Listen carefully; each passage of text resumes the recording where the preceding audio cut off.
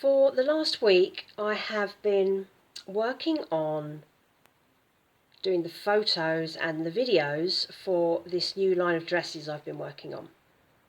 So last month, I bought the paid version of the software that I used for editing YouTube videos, and it's called Cyberlink Power Director 365. And I was quite happily using the free version, but it had advertising on it, so you'll probably have seen in my older videos it used to say Power Director at the bottom. And then they updated the website and they put that name right in the middle on the side, so it's right in the line. So I decided I'm just going to pay for it. I've been using the free software for over a year. It's really, really good. I love the software. I don't want to change, so I just bought it. And it's come with all these extra features that I didn't know I really needed. So now that I am doing these dresses, I have a challenge. And the challenge is that I don't have any way to photograph dresses, garments properly. I work from home. I don't have any studio space. I don't even have a clear blank wall. I mean, this is my front room. That's the biggest room that I have that I can use to shoot in. It's the only one with enough length in it to shoot in. But I can't move all the furniture out the way and create a clear wall. And it's not even a clear wall because you've still got the edge where the skirting boards are. The walls aren't perfect. I do have a fabric backdrop that I try to use, but it never looks that amazing. And the other problem is that clothes on mannequins do not look as good. So I set up my two mannequins with the two dress sizes that would fit all the dresses that I'm doing, and they just looked so flat. It didn't bring them to life. You couldn't see how the pockets worked. So I thought I'll have a play around. So I took a couple of test photos of me. I did a little test video of me, and I had a look because I'd noticed that I now had a background remover on my new software package because I was now paying for the paid version, so I was getting all the extra stuff. And I can take photographs and remove all the backgrounds. I can either blank them out or I can diffuse them. And I can do the same with video, and it's the click of one button and the whole background just disappears. And I thought, hang on a minute, this is actually really, really useful. And because I've been doing YouTube now for a year and a half, I have stopped being as self-conscious. So whereas before I would never have dreamed of using myself as a model for my clothing, and when you look at a lot of the pieces, they are photographed on models in studios, and that was back in the day when I had access to studios, I had access to photographers, access to models. I don't have any of that anymore, and I certainly don't have the budget to recruit a crew to do that.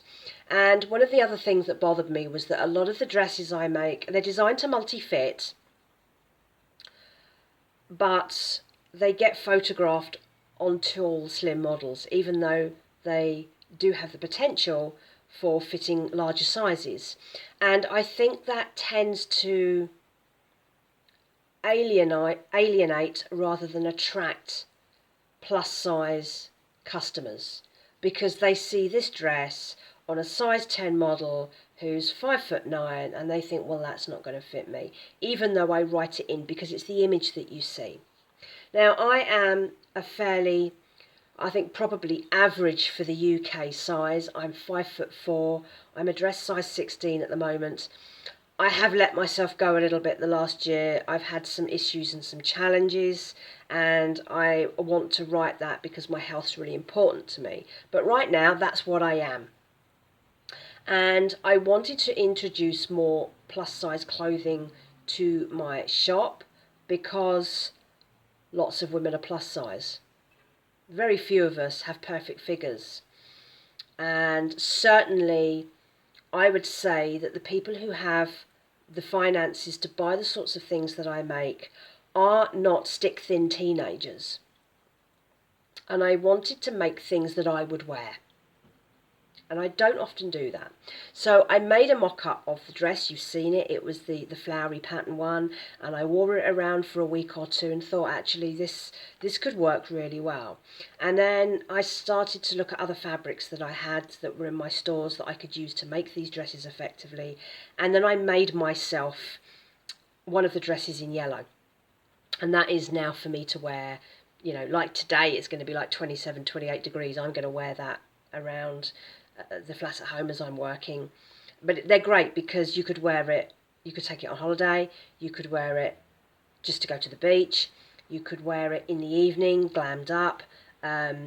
I would also like to make some almost workwear versions, so some slightly more formal versions.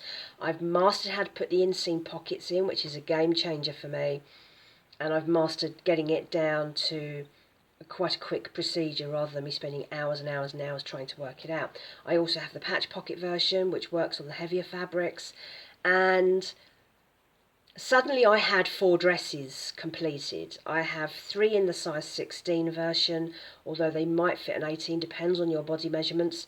There is no such thing as standard fit. I've also done one that I thought was a 12, but when I've done the measurements of it, it looks like it'd fit more of a 14.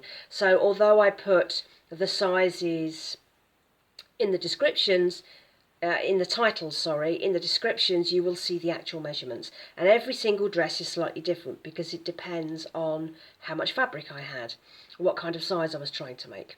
Dress sizing is really difficult. You have your 12, your 14, your 16, your 18, your 20, etc, etc, etc.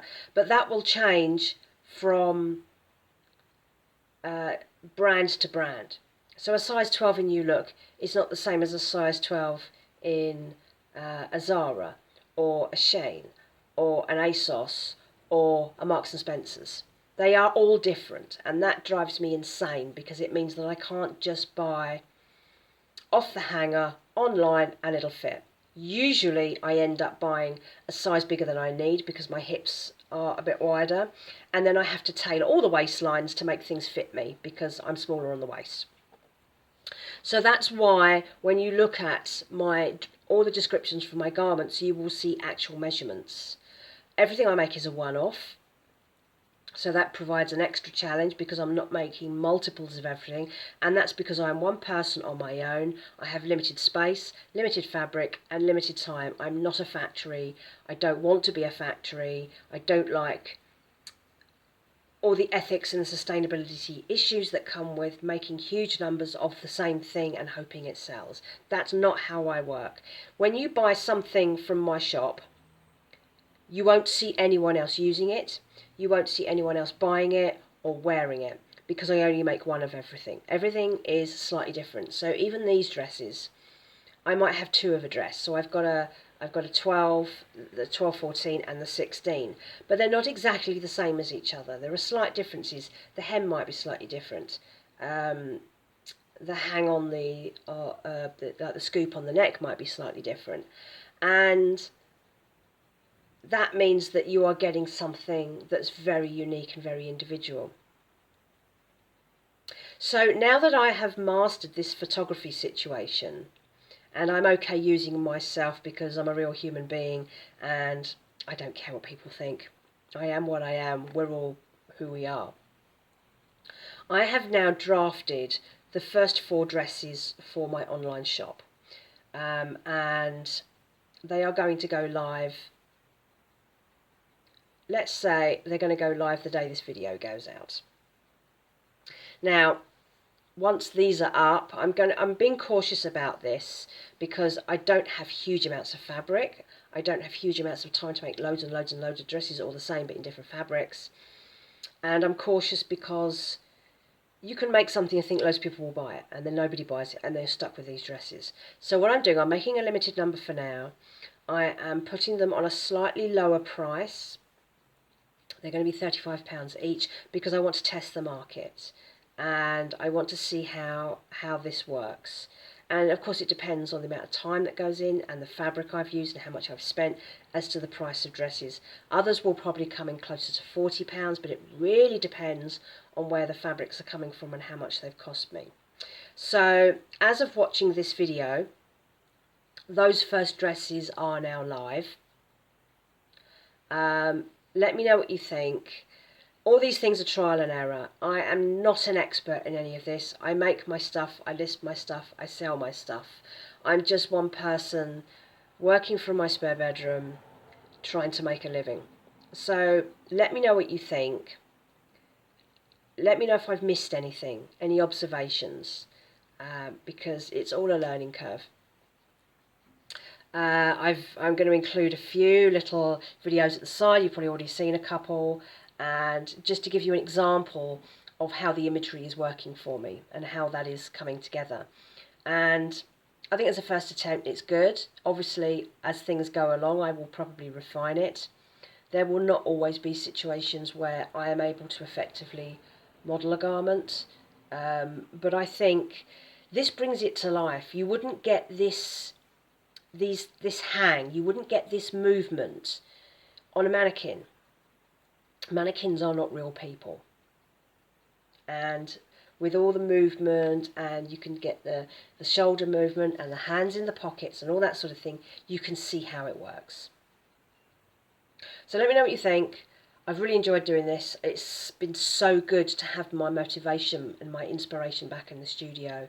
It's been a while, and I'm hoping that if I get the right kind of responses, if I sell a few, even if I sell a couple, that will inspire me to go on and make more. I'm going to have a good rummage around because I know I have other fabrics lurking somewhere that will be suitable for these dresses. And it might be that I make one or two that are slightly longer. I might add some extra length to the arm. Let me know what you think. Maybe you do want to zip in it. If you want to zip in it, it's going to cost more. It takes time to do zips. They cost money. And I've tried to keep things as simple and as nice to wear and as flattering.